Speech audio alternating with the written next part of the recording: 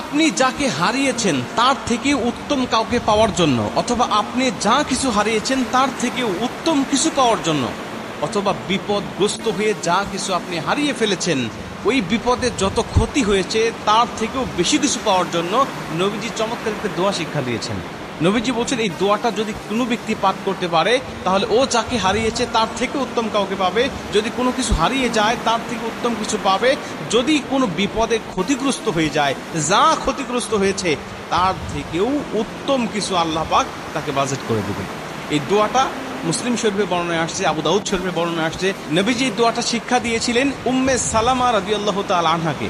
উম্মে সালামা রাদিয়াল্লাহু তাআলা আনহা যখন আবু সালামার স্ত্রী ছিলেন, আবু সালামা বদরের যুদ্ধে অংশগ্রহণকারী একজন সাহাবী, এবং তিনি কোনো একটা যুদ্ধে তিনি অংশগ্রহণ করতে গিয়ে তিনি আহত হন এবং পরবর্তীতে তিনি দুনিয়া থেকে বিদায় নিয়ে চলে যান।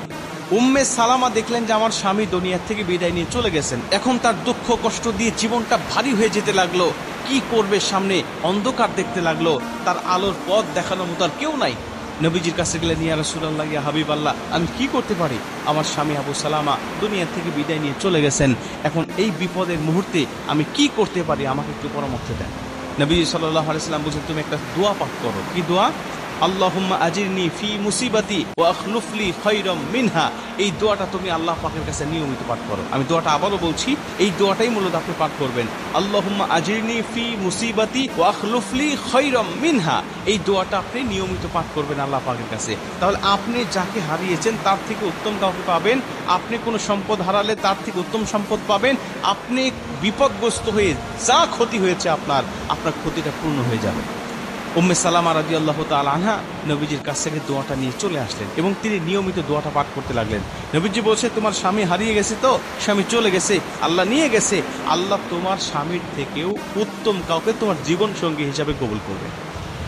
মুসলমান ভাইরা আমার, উম্মে সালামা রাদিয়াল্লাহু তাআলা আনহা বলেন, আমার স্বামী আবু সালামা ছিল সবচাইতে ভালো, সবচাইতে আদর্শবান, সবচাইতে মহাপুরুষ, সুদর্শন, তার থেকেও ভালো ব্যক্তি এই মদিনার জমিনে আর কে আছে? তিনি বলেন, আমি ভিতরে আমি এই চিন্তা করতেছিলাম, কিন্তু নবীজির কথার উপরে আমার বিশ্বাস আছে বিধায় এই দোয়াটা আমি মনোযোগের সাথে আমি দোয়াটা আমি আমল করা শুরু করলাম। আমি আমল করা শুরু করতে না করতে কিছুদিন পরে নবীজির সাথে আমার বিবাহ বন্ধনে আবদ্ধ হয়ে গেলাম। আমি নবীজির সাথেই বিবাহ বন্ধনে আবদ্ধ হয়ে গেলাম, মানে নবীজি আমাকে বিবাহের প্রস্তাব পাঠালেন এবং আমি আমার নবীজিকে স্বামী হিসাবে গ্রহণ করে নিলাম। তখন আমি বুঝতে পারলাম নবীজি আমাকে দোয়াটা শিক্ষা দিয়েছিল, তার মানে আমি তখন ভেবেছিলাম যে আমি আমার স্বামীর থেকে উত্তম কাকে আর পাবো, কিন্তু আমার স্বামীর থেকে তো নবী হাজার গুণ